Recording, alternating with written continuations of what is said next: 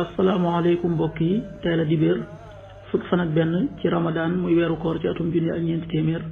ak ñeent fukk ak ñeent ci gàddaay yonente bi sallallahu alayhi wa sallam dëppoo ñaari fan ci weeru avril ci atum ñaari junni ak ñaar fukk ak ñett fukki fan ak benn bokkul ci lim yu fàtte lim bu rafet la kon tey ci dibéer ji rafet na li ñu ciy tira waccandiku moom dibéer mooy ku ca watu wala ku ca tàggoo ñaanu bés bi yow yàlla miy aji wëlbati xol yi yàlla na nga wëlbati suñuy xol ci sa topp la allahumma musarrifal qulubi sarrif qulubana ala taatik allahumma musarrifal qulubi sarrif qulubana ala taatik xadiisu bis bi jëleef na ci abdullah ibn amr mu ne yonente bi sallallahu alayhi wa sallam nee na ñeent yi bu nekkee ci yow lépp lu la raw ci àddina du la mën a lor mooy sàmm kóolute ak dëggu rafet jikko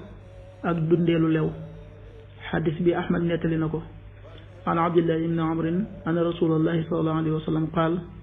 arbaun ida kunna fiika fala alayka ma faataka min addunya xafizu amaanatin wa sidqu xadisin wa xusnu xaliqatin wa iffatu tumatin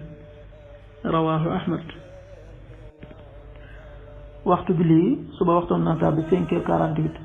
juróomi waxtu yi tegal ñeent fukki simili ak juróom-ñett tisbaar 13h37 benn waxtu bu tegal fanweeri simili ak juróom-ñaar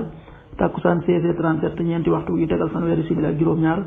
timis 19h21 juróom-ñaari waxtu yi tegal ñaar fukki simili ak benn gee 20h32 juróom-ñetti waxtu yi tegal fanweeri simili ak ñaar loolu mooy waxtu julli ci Touba ak li ko wër bu fekkee ne ko Touba soo ko féetee penku ñaar fukk ak juróom-ñaari kilomètre ne wàññil benn simili soo ko féetee sowwu ñaar fukk ak juróom-ñaari kilomètre ne yokkal benn simili soo ko féetee Saalum wala gànnaar téeméeri kilomètre ne yokkal benn simili